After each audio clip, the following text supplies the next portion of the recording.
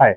So in previous session we have learned a lot about the PRR mediated antiviral immune response, which is mainly the interferon dependent. Okay. Now in this session I will discuss about the interferon independent processes by which the viral replication is checked. Okay. In fact, in this session I am going to talk few of my work, my own laboratory work, which very clearly demonstrate that this this some of this uh, post transcriptional regulators, they play a very important role in checking the viral replication. Okay, so let's begin. So here this is a very simple schematic, and this is true for many other organism. There are some some small interference RNA which plays a very important role in defense against the viruses. Basically, these small interference RNA, they interact with the genome of virus, particularly RNA viruses, and then this will trigger basically the cleavage of the target RNA.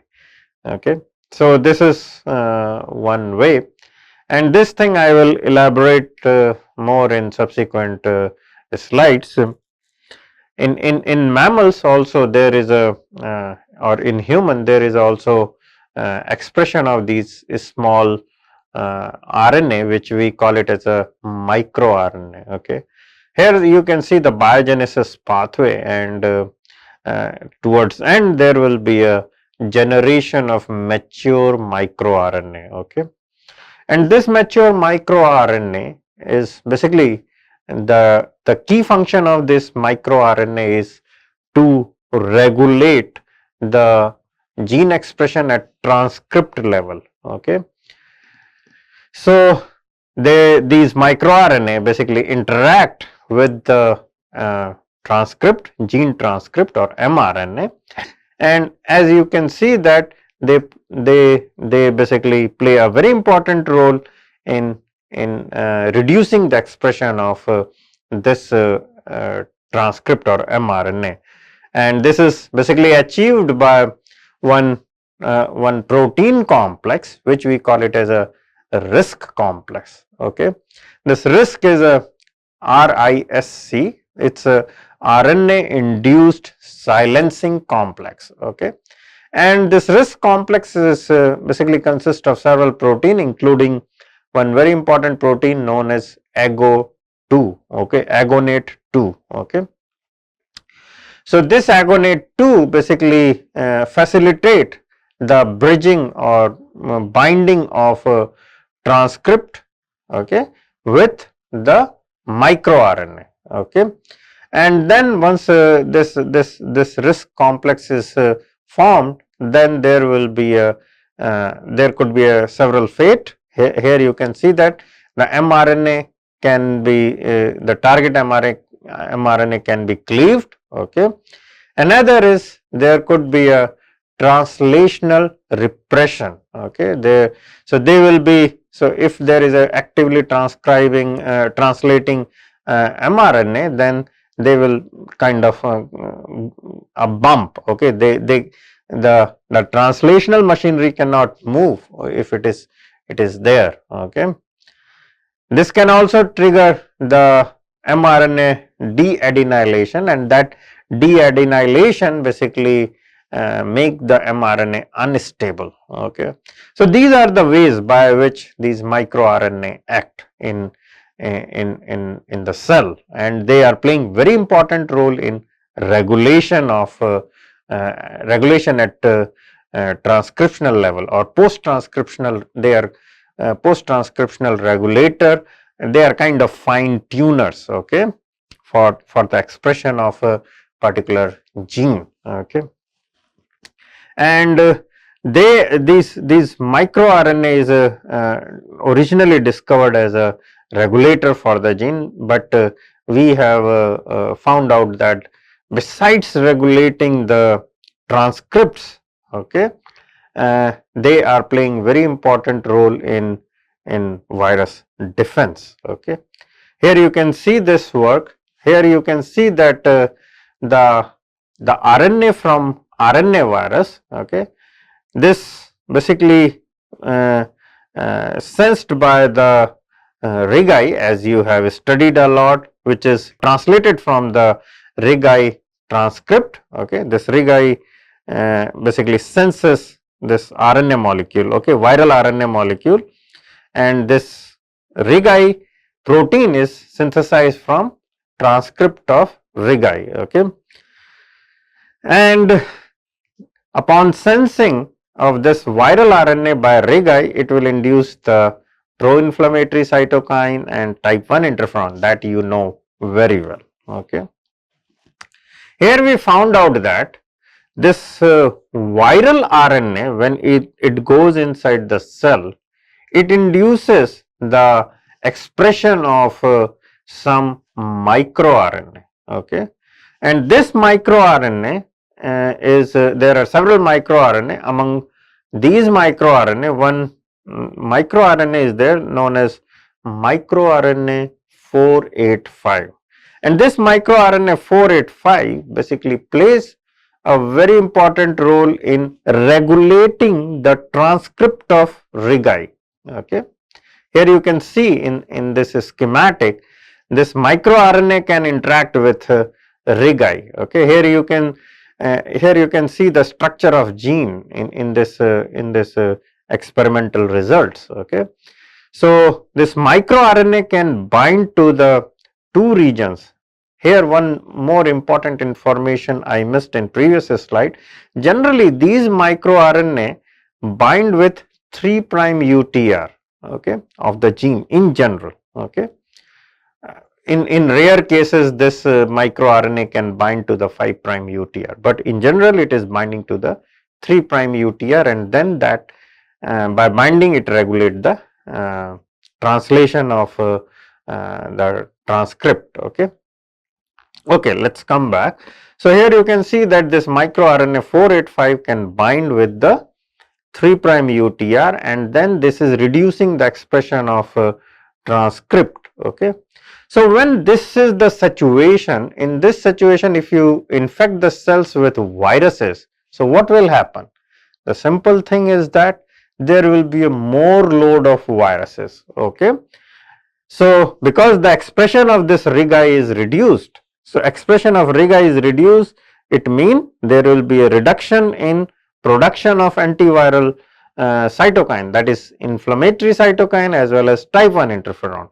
So if this down regulation is there, then there will be a more increase in amount of viruses, okay, in the cell. If you, in this scenario, if you infect the cells with viruses, then there will be a increase in amount of viruses, as you can see in this this experimental data. Okay, when we have introduced this microRNA, here P485 is just a plasmid which is expressing the microRNA 485, okay, inside the cell.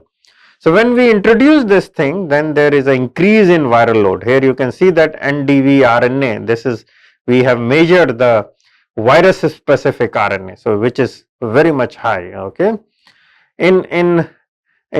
so this slide basically show various kind of experiment, and here the overall conclusion from this experiment is there will be enhance in the viral replication. Okay.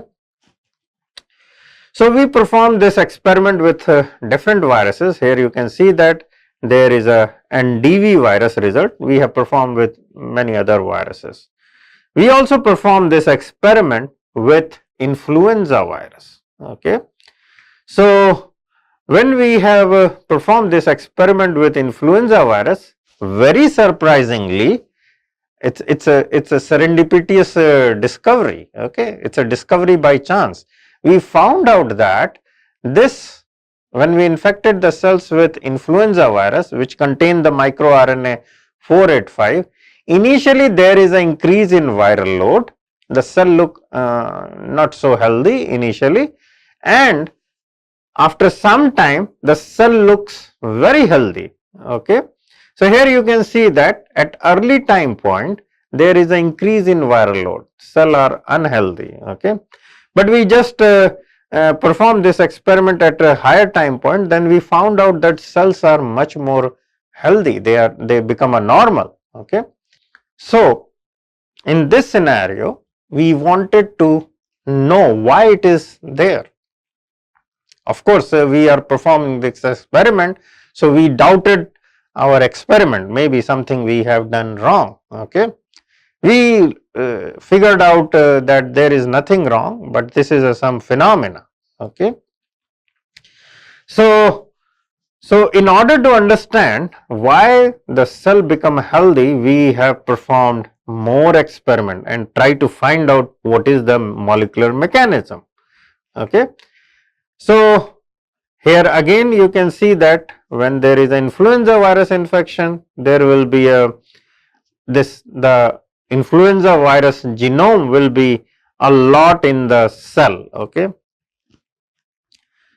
So here just I want to say that I will talk more about the influenza virus when we will take up the influenza virus. So in this course I am going to discuss about the influenza virus infection and all those things, okay.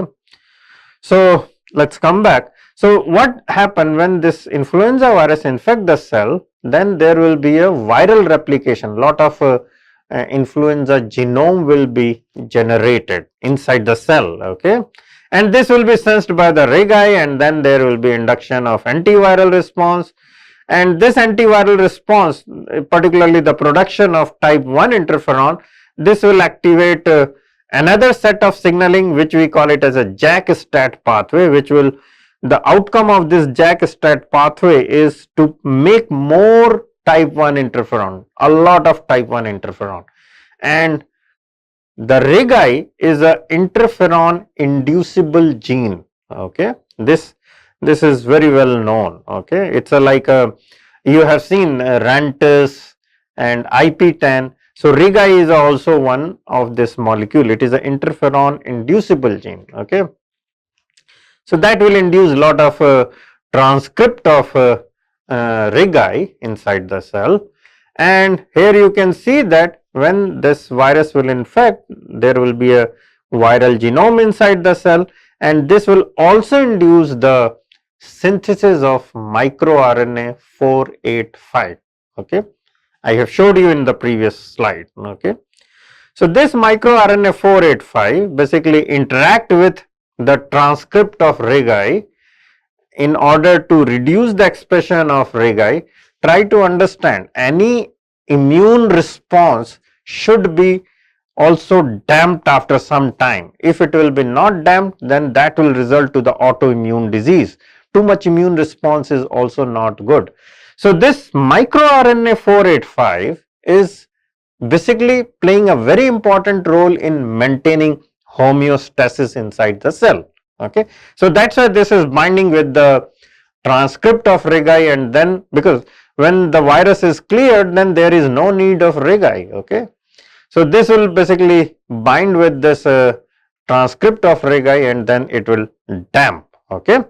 So in order to find out why the viral load is reduced after influenza virus infection, we have looked at the genome of this influenza virus, okay, and we found out that this microRNA 485 can bind with one of very important gene of influenza virus, okay, which is needed in order to make more copies of genome. It's basically RNA polymerase, okay. So this RNA polymerase is consists of 3 subunit, okay, and this microRNA 485 basically interacting with one of this subunit. So once it is interacting, then it is degrading, as you can see in this schematic, okay. Here it is interacting with the genome of influenza virus, and then it is degrading. So we have proved this experiment by creating the mutant influenza virus, okay. In the lab we have created the influenza virus. There is a system known as reverse genetic system. So if you use this reverse genetic system, you can create the influenza virus in the laboratory. Okay.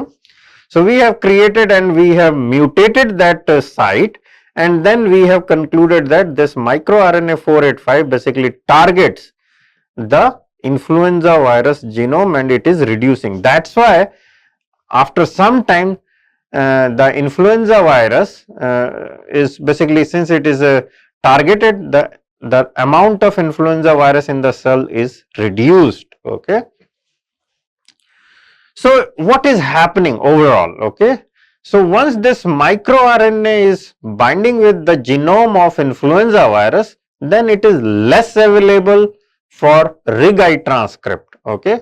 And when it is less available for RIG-I transcript, then what will happen? There is a more RIG-I expression. Okay. So basically, if you see carefully or observe all this phenomena carefully, you can find out that this microRNA 485, okay, this is acting as a double-edged sword against influenza virus infection. One is they are targeting the genome, okay, of influenza virus and checking the replication. Okay. Another is this microRNA is, since this microRNA is less in the cell, because most of microRNA is targeting the influenza virus genome. So then what is happening? The transcript of RIG-I will be more available for translation. Okay. And if there will be a more availability for translation, then what will happen? It will be basically, there will be a more expression of RIG-I and more sensing of this viral RNA, and then there will be a more type 1 interferon. Okay. So here you can see that the sustained expression, there will be a sustained expression of RIG-I, which is currently needed during the influenza virus infection. So in that way, this microRNA 485 act as a double-edged sword. Okay. So we have proved this thing by creating a variety of mutant influenza virus, and finally we successfully showed this phenomena. Okay. So here you can see that this microRNA 485 is a kind of interferon independent. It is induced by the viral genome and it is targeting the influenza virus genome. Okay. And then it is checking the influenza virus. Okay. So here overall conclusion is that this microRNA 485 induces anti-flu response by direct targeting the flu polymerase, which is needed for the replication of virus, and enhancing the antiviral responses, okay, because of sustained expression of RIG-I. Okay. There is a one more example. So in cell there is a one microRNA, that is microRNA 324. Okay. So this microRNA 324 is present in the cell, and when there is a virus infection, this virus downregulate the expression of this microRNA 324, and there is a reason why. Because this 324 can target the again polymerase of influenza virus. Since it is targeting, then this will reduce the viral load. Okay. And this microRNA can also target the negative regulator of JAK-STAT pathway. I have told you JAK-STAT pathway is basically inducing more type 1 interferon. Okay. So since it is targeting the negative regulator, so this microRNA again act as a against the influenza virus, okay, or other viruses. Okay. How? If it is targeting the negative regulator, then there will be a more production of type 1 interferon, and type 1 interferon is antiviral. Okay. So this is the situation, and here we showed that when there is an influenza virus infection in the cell, then it reduces this microRNA 324. Okay. It's a basically immune evasion mechanism, because this microRNA is targeting the influenza virus, and then it is basically stopping the replication of influenza virus. Okay. So virus, what it is doing, it is evading the immunity. They reduce the expression of this microRNA. Okay. In addition, we found out that some of the strain of recent strains of influenza virus, they are changing their sequence, okay, in the genome where it is binding. So if there is a change in sequence, then this microRNA cannot bind. And another very important lesson is that in addition of changing, they are maintaining the amino acid sequence. You know, one amino acid can be encoded by various codons. Okay. So in that way, they are evading the immunity. Okay. So if we use this microRNA 324, the stabilized form, this can be act as a antiviral. Okay. And this is also the interferon independent. Okay. So this is I have talked about the interferon independent processes or molecular mechanism by which the viral replication is checked. Okay. In next session, I will talk about what are the viral factors which is used by the virus in order to evade the immunity. Okay. So with this, I will stop here. Thank you very much.